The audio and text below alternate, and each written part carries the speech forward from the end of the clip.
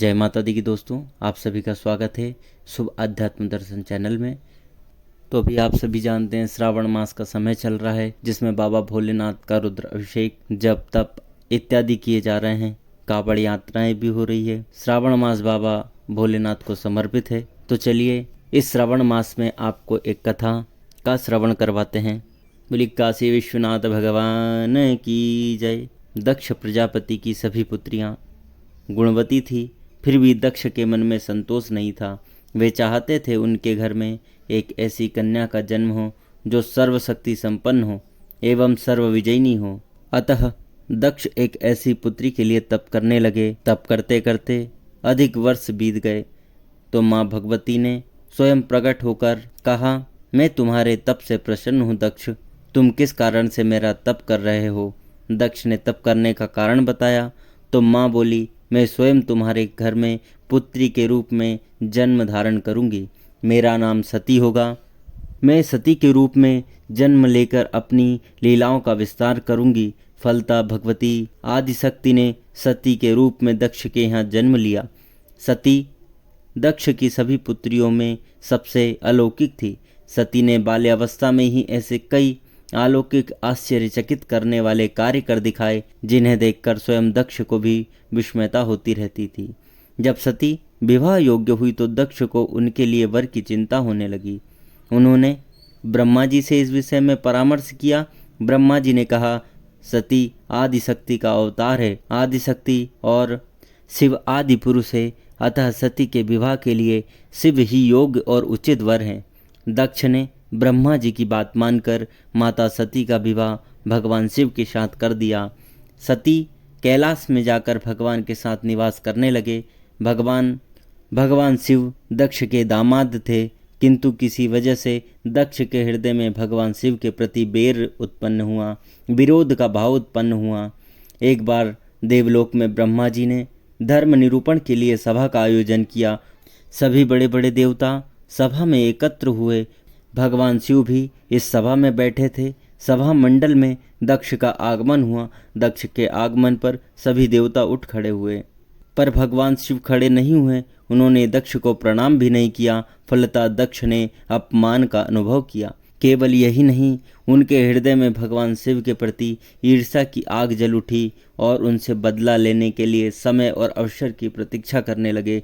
एक बार माता सती और बाबा कैलाश पर्वत पर बैठे हुए थे, परस्पर वार्तालाप कर रहे थे। उसी समय आकाश मार्ग से कई विमान कनखल की ओर जाते हुए दिखाई पड़े। माता सती ने उन विमानों को देखकर बाबा से पूछा, हे प्रभु, ये सब विमान कहाँ जा रहे हैं। भगवान शंकर ने उत्तर दिया, आपके पिता ने बड़े यज्ञ का आयोजन किया है। समस्त देवता और देवांगनाएं इन विमानों में बैठकर उसी यज्ञ में सम्मिलित होने के लिए जा रहे हैं। इस पर माता सती ने दूसरा प्रश्न किया, क्या मेरे पिता ने आपको यज्ञ में सम्मिलित होने के लिए नहीं बुलाया प्रभु। भगवान शंकर ने उत्तर दिया, आपके पिता मुझसे बैर रखते हैं, फिर वो मुझे क्यों बुलाएंगे।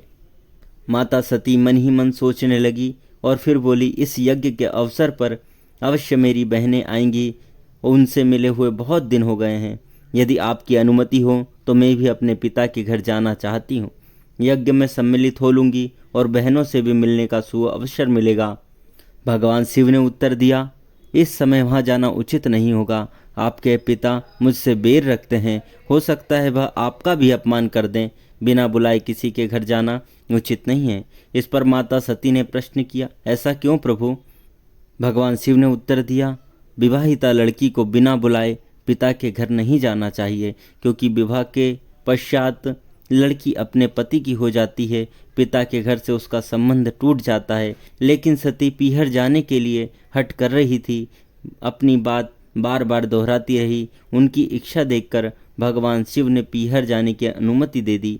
उनके साथ अपना एक गण भी भेज दिया। उस गण का नाम था वीरभद्र। माता सती वीरभद्र के साथ अपने पिता के घर गई।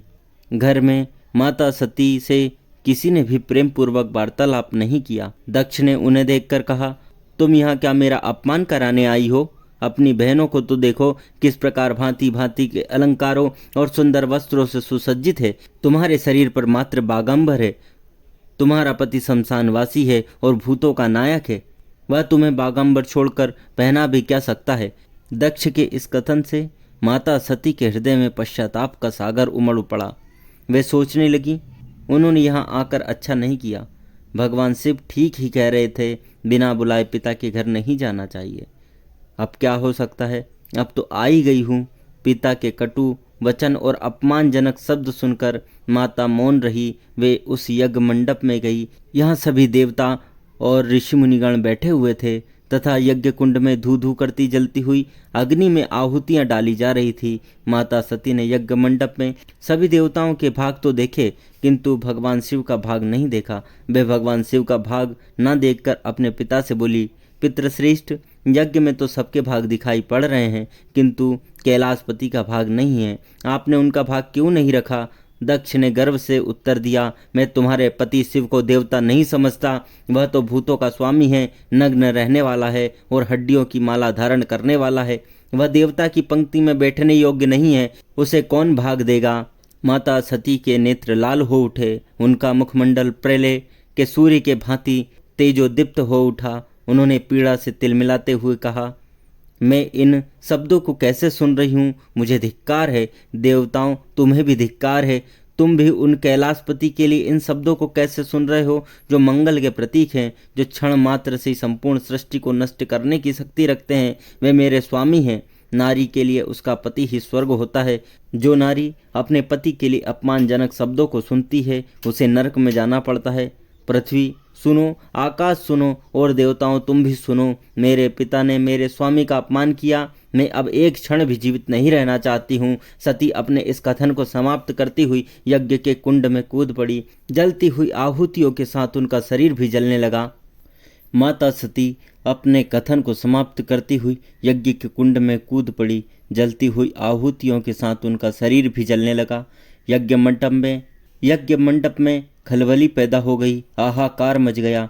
देवता उठकर खड़े हुए। वीरभद्र ने क्रोध से कांप उठे। वे उछल उछल कर यज्ञ का विध्वंस करने लगे। यज्ञ मंडप में भगदड़ मच गई। देवता और ऋषि मुनिगण भाग खड़े हुए। वीरभद्र ने देखते ही देखते दक्ष का मस्तक काट कर फेंक दिया। समाचार भगवान शिव के कानों में भी पड़ा। वे प्रचंड आंधी की भांति कनखल जा पहुंचे। सती के जले हुए शरीर को देखकर भगवान शिव ने अपने आप को भूल गए। सती के प्रेम और उनकी भक्ति ने शंकर के मन को व्याकुल कर दिया। उन शंकर के मन को व्याकुल कर दिया जिन्होंने काम पर भी विजय प्राप्त की थी और जो सारी सृष्टि को नष्ट करने की क्षमता रखते हैं। वे सती के प्रेम में खो गए, बेसुध हो गए। भगवान शिव ने उन्मत्त की भांति सती के जले हुए शरीर को कंधे पर रख लिया। वे सभी दिशाओं में भ्रमण करने लगे। शिव और सती के इस अलौकिक प्रेम को देखकर पृथ्वी रुक गई, हवा रुक गई, जल का प्रवाह ठहर गया और रुक गई देवताओं की सांसें। सृष्टि व्याकुल हो उठी। सृष्टि के प्राणी पुकारने लगे, त्राहिमाम त्राहिमाम। भयानक संकट उपस्थित देखकर सृष्टि के पालक भगवान श्री विष्णु भगवान आगे बढ़े। वे भगवान शिव की बेसुधी में अपने चक्र से सती के एक एक अंग को काटकर गिराने लगे। धरती पर 51 स्थानों पर माता सती के अंग कटकर गिरे। जब सती के सारे अंग कटकर गिर गए तो भगवान शिव पुनः अपने आप में आए। जब वे अपने आप में आए तो पुनः सृष्टि के सारे कार्य चलने लगे। धरती पर जिन 51 स्थानों में सती के अंग कट कट कर गिरे थे, वे ही आज शक्तिपीठ माने जाते हैं। आज भी उन स्थानों में माता सती का पूजन होता है, उपासना होती है। धन्य था शिव और सती का प्रेम। शिव और सती के प्रेम ने उन्हें अमर और वंदनीय बना दिया। सती संस्कृत का शब्द है। इसका शाब्दिक अर्थ सत्यवादी व पुण्यवान है। माता सती को वैवाहिक सुख और दीर्घायु की देवी माना जाता है। माता सती को देवी माँ के शक्ति के रूप में पूजा जाता है। माता सती बाबा भोलेनाथ की प्रथम धर्मपत्नी तथा माता पार्वती दूसरी धर्मपत्नी थी, जो इनकी मृत्यु के पश्चात माता सती का पुनर्जन्म था। माता सती के दक्षायनी व दक्ष कन्या नाम भी हैं। माता सती महाराज जयचंद के वंश की कुलदेवी भी हैं। माता सती का धाम कैलाश पर्वत है। माँ सती का मंत्र ओम सतीमते नमः है। माता के विशेष दिन सोमवार, मंगलवार, व शुक्रवार हैं। इस दिन माता का पूजन किया जाता है। माता का मंदिर सभी शक्तिपीठ है। माँ का पूजन दुर्गा अष्टमी, शुक्ल पक्ष की प्रत्येक अष्टमी, काली पूजन एवं श्रावणी पूजा में किया जाता है। माँ सती का जन्म स्थान गंगा द्वार है, जिसका वर्तमान नाम हरिद्वार है। माता सती के पिता दक्ष प्रजापति एवं माता महारानी प्रसूति हैं। माता सती का उल्लेख रामायण और महाभारत के समय में मिलता है, लेकिन उनकी कहानी का विवरण पुराणों में मिलता है। माँ सती ने अपने पिता की इच्छा के विरुद्ध बाबा भोले से विवाह किया। बाद में जब दक्ष एक यज्ञ अग्नि बलिदान का आयोजन करता है, जिसमें माँ भगवती सती और बाबा को आमंत्रित नहीं करता, तो माँ सती उसमें भाग लेने जाती है, केवल अपने पिता के द्वारा अपमानित होने के लिए। फिर वह उनके विरुद्ध विरोध करने के लिए अपने पति का सम्मान बनाए रखने के लिए खुद का बलिदान कर देती हैं।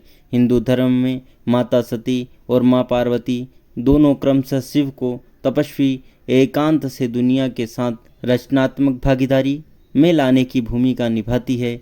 ऐसा माना जाता है कि माता सती की मृत्यु के पश्चात जिन जिन स्थानों पर माता सती के अंग गिरे वही शक्तिपीठ है, और वह सभी